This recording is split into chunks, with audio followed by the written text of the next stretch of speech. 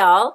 So a couple of weeks ago on Facebook Live, which just a little bit of a plug, I host a Facebook Live every Wednesday night at 8 p.m. Central Standard Time over on my official Facebook page. Plug over and out. So recently, a chat that we had was the topic of burnout, which I feel like we have all experienced. Sometimes I even experience burnout throughout the course of a day. One class is great, one class not so much, and I'm burnt to a crisp. Any teacher who tells you that she has not experienced, or he, a burnout, they be fibbing right through their teeth. So you don't believe them one bit. Burnout is perfectly natural.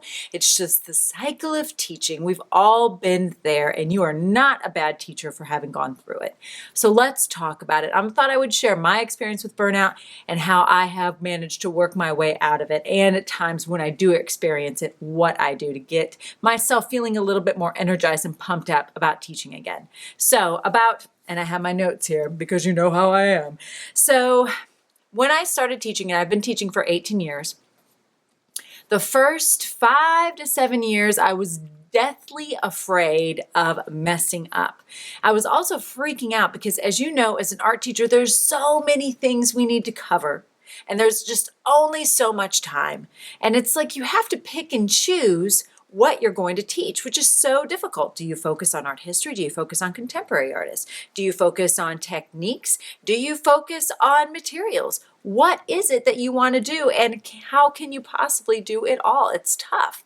So my first 5 to 7 years, I read every book that I could on art education. I read every magazine. This is back in the day when there weren't too many blogs or websites to look at. Crayola had a great website at the time. I'm sure they still do, but that was like one of the only resources available.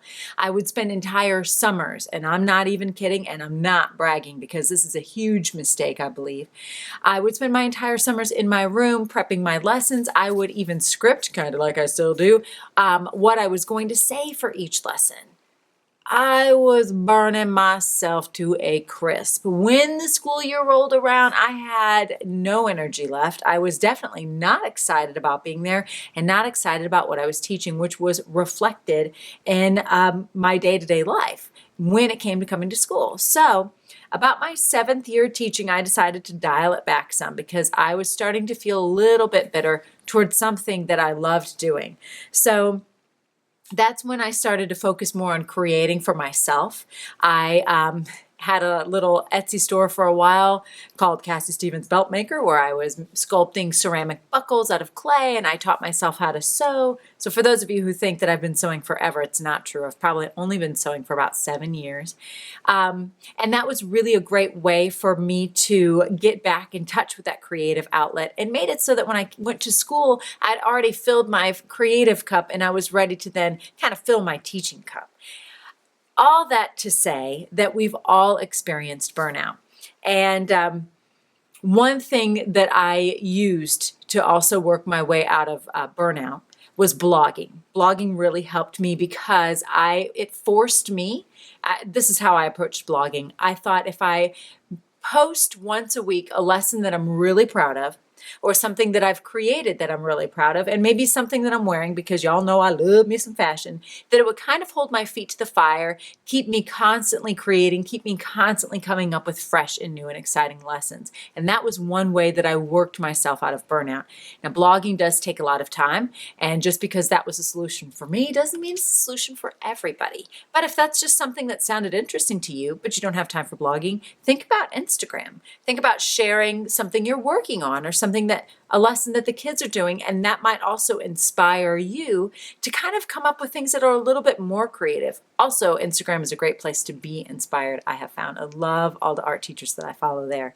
So I also think that if you align what you're creating with what you are teaching, it's also really great because you are thinking about both things, about creating and teaching. And I do that a lot, which is why you'll see me create a dress inspired by Vincent van Gogh's Starry Night. It's because I'm preparing to teach a lesson based on Vincent van Gogh's Starry Night. So that's how I kind of align my creative and my teaching side of things. So those are some things that helped me navigate the waters of burnout. But So I've done some other things too that have really helped keep me energized and excited about teaching. I would recommend taking classes, art classes, cooking classes, any kind of class that sparks your interest. I would strongly recommend. When I first started experiencing burnout, I started taking a clay class, which I loved. Any kind of class that the local museum, the Frisch Center, offered, I signed up and I took it. I would spend my Saturdays taking classes, going after school. Now there's so many fun online classes that you can take, and those classes are great, especially if you have to create something to share. That's kind of holding your feet to the fire that way too. So I would strongly recommend taking classes.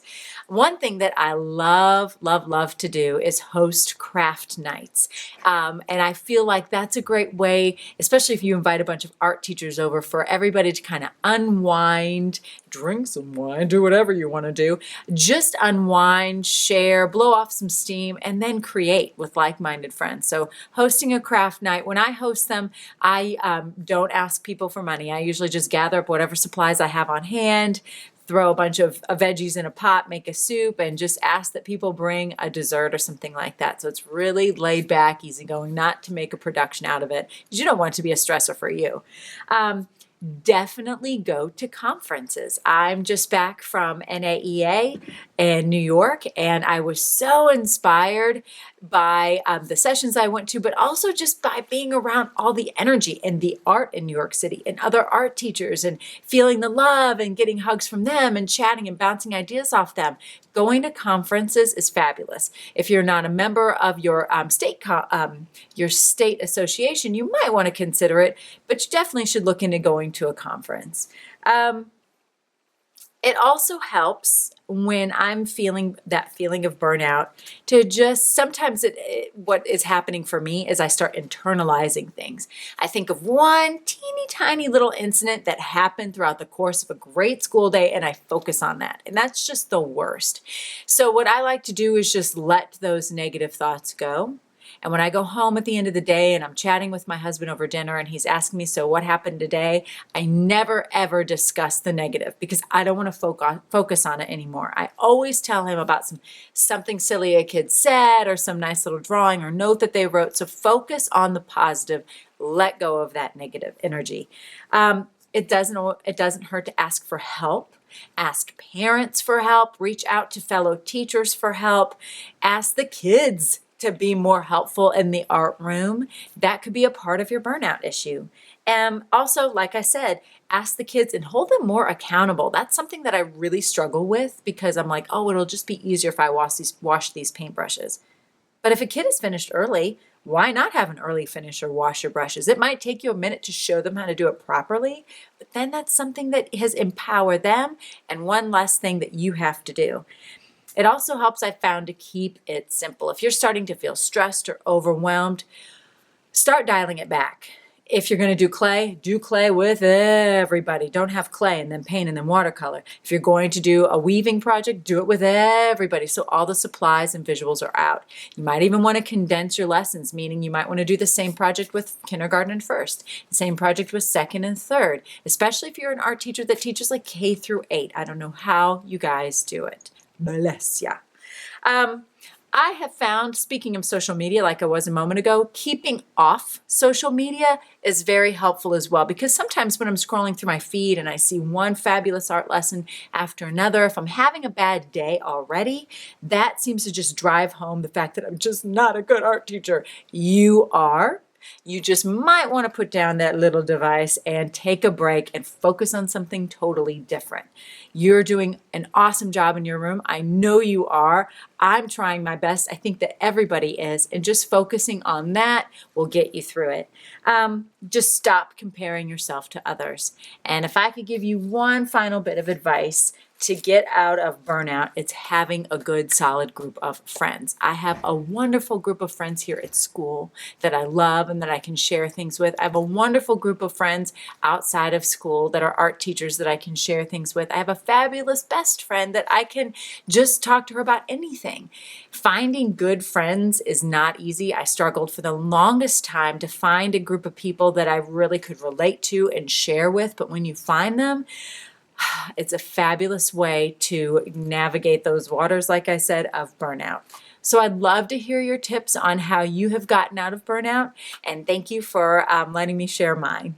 I'll talk to you guys real soon, and I'd love to have you join me Wednesday, 8 p.m. Central Standard Time over on Facebook Live. Bye, guys.